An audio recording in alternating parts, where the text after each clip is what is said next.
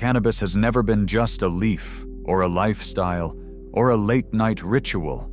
At its root, it's a test. Not a test of tolerance or dosage, but of depth, of truth, of your willingness to meet yourself without the armor. And the terrifying truth is most people fail it. In today's world, weed is packaged like peace and marketed like candy, a shortcut to ease, to euphoria, to feeling better. But centuries ago, long before it was rolled into joints or marketed in sleek glass jars, it was sacred, a tool, a key, and only the worthy dared to use it. In ancient India, it wasn't smoked on rooftops with playlists and laughter. It was offered to Shiva, the god of destruction, the remover of illusions. His devotees didn't light up to escape, they smoked to die, not physically, but spiritually, to dissolve the ego, to confront the void, to burn away every layer of false identity until only the essential remained.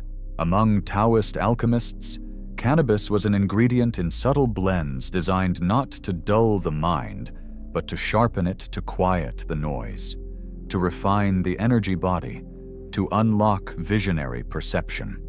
In Sufi ceremonies, hashish was never consumed casually. It was approached with reverence, knowing it could pull the soul toward the divine or into delusion. Rumi himself warned of intoxication that mimics awakening but leaves the soul untouched. In every lineage that held the plant sacred, one truth echoed: this is not a toy. This is a blade, a portal, a mirror, mishandled. It doesn't heal, it cuts. Used without reverence, it doesn't guide, it distorts. The danger lies not in the plant itself, but in what we've forgotten about how to hold it. Today, we step into the temple with muddy feet. We inhale ritual like routine. The sacred becomes spectacle. And when the ceremony disappears, all that's left is sensation, cheap, fleeting, and empty. The plant didn't change. We did. Once, to touch this plant meant preparing your soul. Now, it means swiping your card at a drive-thru. Cannabis has become an accessory, a vibe, a branding tool wrapped in soft colors and whispered promises of chill. You light up between text messages, scroll through endless feeds, breathe in not intention, but distraction. The smoke still rises, but it rises without prayer, without silence, without purpose. And when that happens, the plant doesn't become less powerful, it becomes directionless. Because cannabis doesn't offer clarity, it offers amplification. If your mind is quiet, it deepens the silence. If your mind is chaos, it throws you headfirst into the storm. This is what makes it so potent and so perilous. It's not a sedative, it's a spotlight. You may think it's calming you, but it's only turning up the volume on what's already inside. The mystics knew this. They didn't smoke to escape, they smoked to reveal. In those ancient circles, the preparation was the ritual fasting, cleansing, prayer, solitude, not for superstition, but for stability. The mind had to be steady before it could be expanded. And in those states, cannabis didn't offer entertainment. It offered a mirror. But today, we approach it with no container, no guidance, no stillness. The joint has replaced the journey. What was once a sacred ascent has become background noise to a Netflix binge. We mistake stimulation for spiritual experience, confuse intensity with insight. And the rituals that were once meant to protect us, to focus the energy, to hold the vision, to guard against distortion have been deleted. Without ritual, cannabis loses its compass. Without ceremony, it becomes indulgence. And indulgence is not awakening. This isn't judgment, it's a wake-up call. Because if you're lighting up without asking where you're going, who you're becoming, or what you're trying to see, then you're not using the plant. The plant is using you. And the scariest part, you might not even know it. You think the plant made you anxious? No, the plant simply turned the lights on. What you felt wasn't paranoia, it was presence, a presence you weren't prepared for. And what it revealed wasn't new, it was simply buried.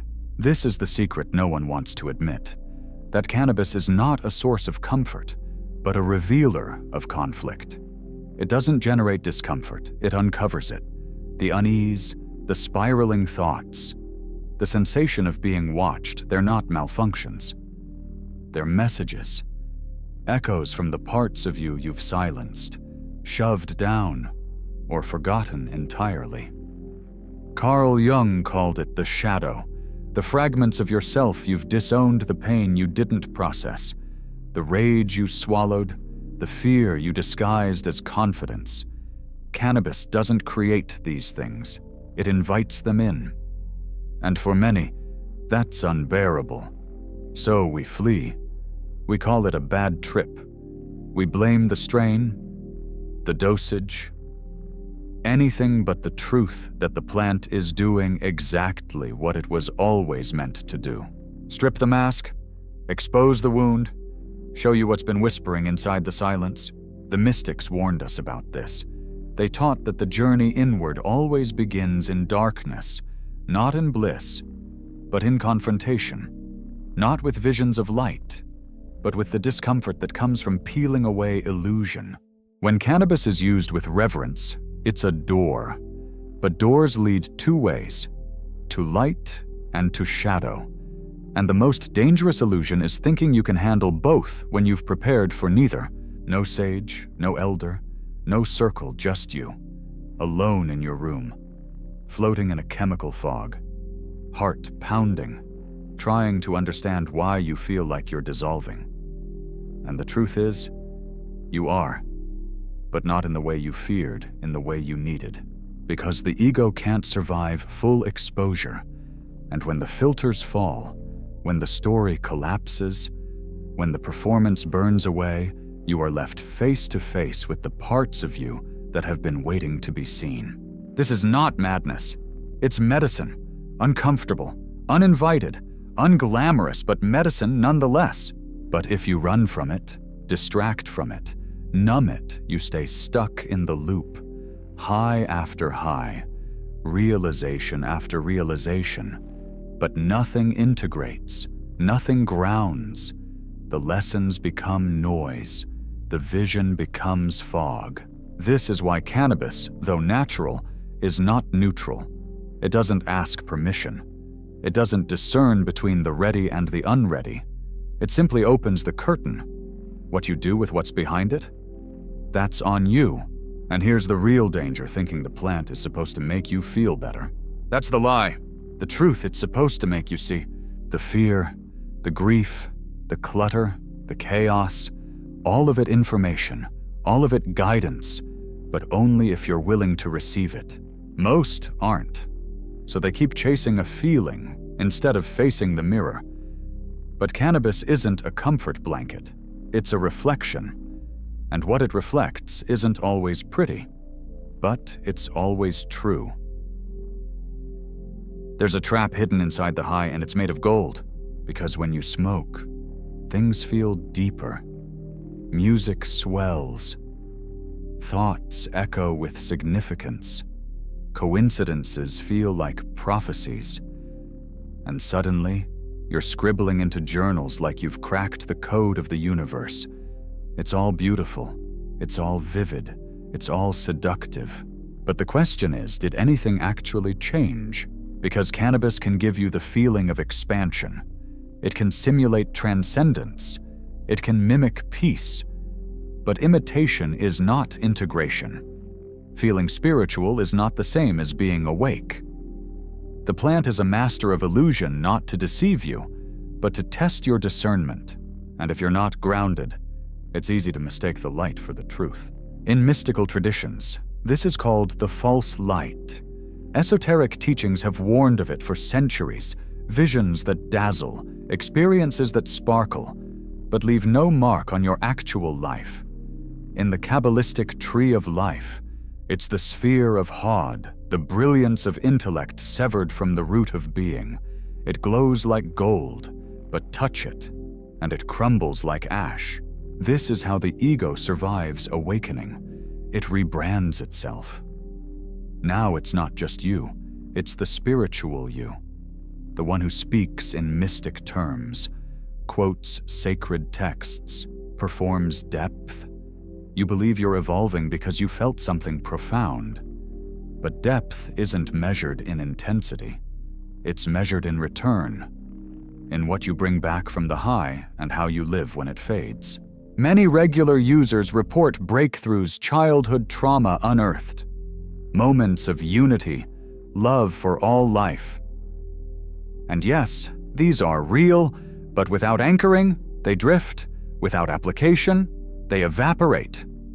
Insight becomes inflation. The soul swells with the feeling of transformation, but lacks the scaffolding to sustain it. You start to believe you've arrived when, in truth, you haven't even left the foyer. Osho once warned that substances open doors only silence should open. Not because substances are impure, but because silence is stable. If you force the door open, you might not be able to hold what's on the other side. This is where the high becomes a pedestal. You look down at others who haven't seen what you've seen, but nothing's been seen clearly, only felt deeply. And there's a vast chasm between those two. The problem isn't the plant. The problem is what we do with what it gives. Because if your realizations don't shape how you navigate conflict, how you relate to others, how you serve, how you stay present when presence feels impossible, then it wasn't awakening. It was entertainment. And here lies the most dangerous addiction, not to cannabis itself, but to the illusion of progress. The feeling of depth becomes your identity. You associate wisdom with the plant, as if you couldn't access it without the leaf. That's not a chemical dependency, it's an existential one. You forget the truth: the plant didn't give you the depth, it only uncovered it. And if you mistake the mirror for the message, you never see what it was trying to show you. There's a realm beyond the mind, a subtle body, woven from energy, memory, emotion. You can't see it, but you feel it. And cannabis doesn't just touch your thoughts, it reaches there. It's not passive. It doesn't knock gently. It charges in and turns the volume all the way up. If your system is clear, that amplification can sound like harmony. But if your energy is cluttered, fractured, unresolved, it becomes noise. And in that noise, most people get lost. Think of your energetic field like a musical instrument. When it's tuned, cannabis draws out resonance, depth, silence. But when it's out of tune, when the strings are frayed, the body dusty, the plant doesn't fix it. It just amplifies the dissonance. What you call feeling more might just be feeling louder. This is why some people feel intuitive, inspired, visionary, while others spiral into confusion, fog, emotional rawness. It's not about the strain, it's about the state of the instrument. And in spiritual traditions that understood this, preparation wasn't optional, it was sacred. This wasn't about aesthetic rituals or superstition, it was about energetic hygiene, fasting, chanting, cold exposure, silence, breathwork. These weren't extras, they were essential. They cleared the inner space, stabilized the nervous system, and grounded the field. Without them, cannabis acts like a wildfire in a dry forest. It spreads, it consumes, it magnifies everything, and that everything can include unresolved grief, rage, trauma, fear, in Reiki, in Kundalini, in shamanic traditions across the Amazon and Africa. There's one consistent thread: power must be earned, not through punishment, but through purification. Cannabis in these systems is considered a field disruptor, not because it's evil, but because it's volatile. It increases sensitivity. It opens channels. It makes you porous. That can be beautiful. It can also be destabilizing. Practitioners unprepared to hold that openness report chaotic ceremonies, emotional crashes, energetic surges they can't contain. And when those sensations overwhelm, the mind grasps for meaning. But what it often builds instead is illusion. You're not being enlightened. You're being exposed. Amazonian shamans say every plant carries a spirit, a frequency. And when that spirit enters you, it begins to communicate not in language, but in memory, emotion, intuition. If your mind is cluttered, that message distorts. If your heart is clouded, the communication fragments.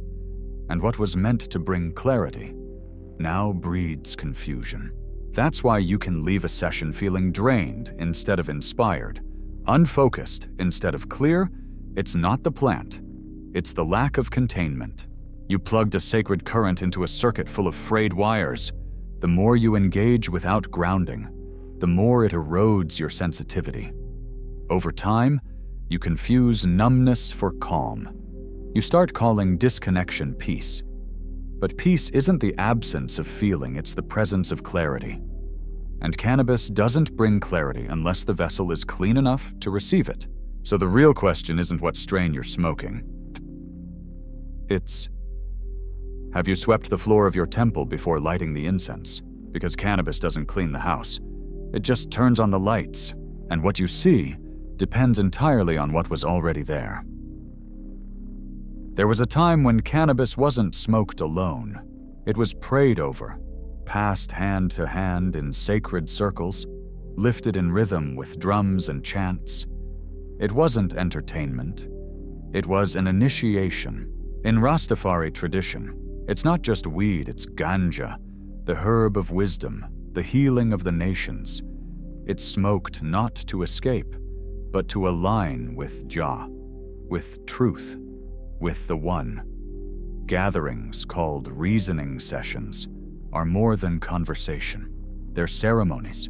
The herb is lit with reverence, shared clockwise, carried by intention, grounded in scripture, pulsing with divine presence. In that space, cannabis isn't the focus, it's the bridge. In the African diaspora, within the spiritual traditions of Candomblé, Umbanda, and others, the concept of Akse reveals another layer.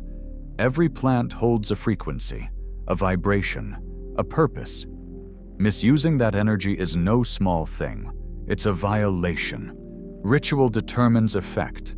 Ceremony creates safety. Nothing sacred is taken casually. It's earned, it's invited, and always, always it's guided. But we traded that wisdom for convenience. Capitalism doesn't have time for ceremony. It needs scale, speed, simplicity. So the plant was extracted from its roots, stripped of its spirit, polished into product. Now it's a brand. It's pastel packaging and soft fonts. It's influencer approved and sold alongside protein bars and mood boards. This will make you feel better. No mention of shadow, no mention of integration. Just the promise of peace in a pretty jar. Even festivals that claim to be spiritual burning incense, blasting ecstatic music, selling chakra stickers often reduce the plant to set dressing. Something to enhance the vibe. A haze to float in while dancing through curated aesthetics. But cannabis doesn't care about aesthetics. Its spirit is old, wild, untamed. It doesn't respond to your branding, it responds to your energy. And when intention disappears, it doesn't vanish. It scatters. It spills into your scrolling, into your stress, into your trauma. It fills whatever container you give it. And if that container is cracked, if it's a phone in one hand, distractions in the other, the result isn't awakening. It's amplification of your unrest. The same plant that brings peace to one person can bring panic to another. It's not the substance, it's the vessel. So when we removed the ritual, we stripped away the compass, we lost the structure that made the plant sacred. And what's left now is entertainment disguised as healing. Sensation parading as depth, an echo of the holy, hollowed by convenience. The tragedy isn't that cannabis lost its power, it's that we stopped preparing ourselves to receive it. The ritual was never for the plant, it was for you. Cannabis was never meant to be a solo act. Across cultures, across continents, across time, its use was almost always communal. Not because people couldn't access altered states alone, but because those who understood its power knew this without a sacred container. Power becomes unpredictable, and without community, insight becomes distortion. The plant might open you, but it's the circle that holds you. In the Rastafari tradition, cannabis is not smoked in isolation. It's offered in sessions of deep reasoning gatherings where words are shared with weight. Silence is respected. Truth is pursued as a collective. The herb is passed clockwise, like time, like energy, like life itself. It's not about getting high, it's about getting aligned. Each person a mirror, each moment a ritual. In Amazonian and Central African cultures, the principle is the same. Whether it's cannabis or ayahuasca, iboga or tobacco, the container comes first. The circle, the song, the fire, the elders, the unseen spirits watching from the edges. You don't journey alone, even with your eyes closed. You are held. Contrast that with the modern experience. You, a joint, a glowing screen, scrolling, numbing, floating in stimulation stacked on stimulation. No grounding, no intention, no exit strategy, just an open window and no one to close it. And that's where the spiral begins. Because when you're cracked open and no one's there to help close you, insight doesn't integrate, it fragments. You start mistaking isolation for enlightenment.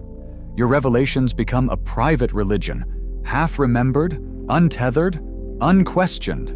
But in a real circle, something radical happens. You're witnessed. You're not just heard, you're seen. And in that reflection, your insight is tested, shaped, deepened. You're reminded that your truth matters not just for you, but for the whole. You become responsible for what you received, because the plant doesn't just give. It asks, what will you do with this vision? Will you live it? Will you serve? Will you heal? In sacred circles, ego has no stage. You can't fake growth when someone beside you sees through your performance. You can't claim clarity when the community asks how you're living it. The circle dissolves illusion. It prevents you from building an entire belief system around a fleeting feeling. Because not everything that feels true is truth. Not every insight deserves worship. Some are distortions, some are projections, some are just the ego, dressed in cosmic language. The circle helps you sort signal from static. And no, you don't need a jungle. You don't need a temple. You need reverence, a few friends, candles lit, phones off, a spoken intention. Silence before, silence after. A willingness to hold space, to reflect, to listen, to transform. Because cannabis without containment is incense in a windstorm. Beautiful, maybe, but directionless. And cannabis with community is fire, is clarity, is a mirror you don't have to face alone. There comes a moment in every seeker's journey when the thrill fades. The visions grow repetitive. The revelations begin to echo. The sacred becomes familiar. And that's when the real path begins, not with more smoke, not with more intensity, but with more honesty. Because the truth is, not every experience is sacred, not every insight deserves a tattoo, and not every feeling that washes over you while high is a transmission from the divine. Some are echoes, some are emotional debris, some are just your own longing, bouncing back at you in a voice that sounds like prophecy. Discernment is the muscle that separates echo from essence. The Greeks called it krino, the inner blade that cuts through illusion. In Vedanta, it's viveka, the power to distinguish the real from the unreal. It's not cynicism, it's spiritual maturity. It's the courage to question even your most profound experiences and ask, is this truth? Or just what I wanted to hear? Because cannabis will speak in poetry, in riddles, in shivers down your spine. But if you don't anchor those messages in lived practice, they become fantasies. Entire belief systems are built on metaphors that were never meant to be doctrine. Spiritual inflation begins. The ego puts on robes, quotes mystics, speaks in riddles, and becomes harder to recognize than ever before. You're no longer chasing truth. You're chasing specialness. You confuse sensitivity with superiority. And soon, you only listen to what supports your high. Every conversation becomes a chance to perform insight. Every ritual becomes a stage. And what started as awakening slowly morphs into identity. That's the true danger. Not addiction to the plant, but addiction to the feeling of progress, the illusion of depth. And it's subtle. You're meditating more, reading sacred texts, journaling your downloads, but inside, you're circling, not transforming. Discernment doesn't just ask, what am I feeling? It asks, what am I avoiding? It notices when the plant has stopped revealing and started numbing. It recognizes when insight becomes escape. And it has the strength to ask, should I set the plant down? That might be the hardest lesson of all, not how to use the plant, but when not to. To say I don't need it right now, not because it's useless, but because its lesson is complete. Because the wisdom was never in the leaf. It was in what the leaf helped you remember. Cannabis is not the path. It's a compass. It points, it reflects, it clarifies, but it cannot walk for you, and it cannot carry you. It shows, but you must move. Here's where most journeys end, lost in the poetry of the plant, intoxicated by insight, mistaking sparks for flames. But the real path, the one that transforms rather than tempts, it begins after the smoke clears. Because vision without action is just decoration. Insight without integration is spiritual theater. You can speak the most beautiful truths, write them in gold across your journal, whisper them in meditation, but if they don't shape how you walk, how you speak, how you show up when no one's watching, they mean nothing. The mystics didn't chase highs, they returned from them. They took what they saw and embodied it in traffic, in heartbreak, in boredom, in the ordinary, repetitive, mundane rhythms of life. Because that's where real awakening happens. Not in the bliss of transcendence, but in the trenches of daily presence. Integration is the work. It's not aesthetic, it's not shareable, it doesn't glitter, it's slow, it's quiet, it's choosing kindness without needing to feel euphoric. It's remaining present without chemical help.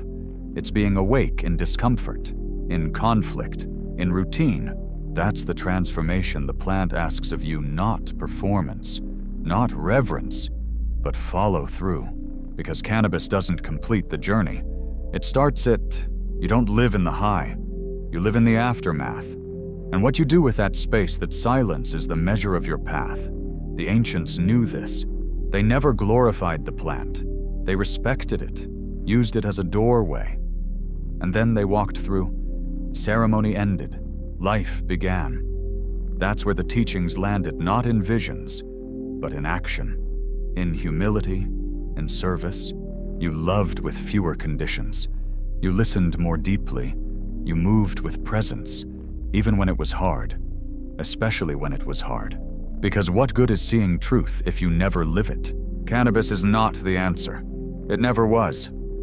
At its best, it's a teacher. At its worst, a distraction dressed as depth. And if you're truly listening, really listening, you'll know when it's time to stop chasing smoke and start building fire. The sacred doesn't need cannabis. The sacred is already in you. The question is, will you live like it? This conversation, if you've made it this far, was never about cannabis. It's always been about you. Because the plant, for all its mystique, is just a mirror. It reflects, it reveals, but it doesn't create. What you saw in those high moments, the peace, the depth, the connection, that wasn't the plant. That was you, without the noise, without the defenses. The plant just peeled the layers back. But remembering is not becoming. The path begins not in what you experienced, but in what you do now. In the way you move through your life. The way you ground those glimpses of truth into the earth of your choices. The ancients didn't glorify the substance. They used it wisely, sparingly. And when the ceremony ended, they didn't go looking for the next high. They started integrating. They understood that the plant opens the door, but only you can walk through it. That walk isn't glamorous. It's not psychedelic. It's not shareable. It's the quiet discipline of presence. The humility to return to your body, to your breath, to your relationships and live what you saw.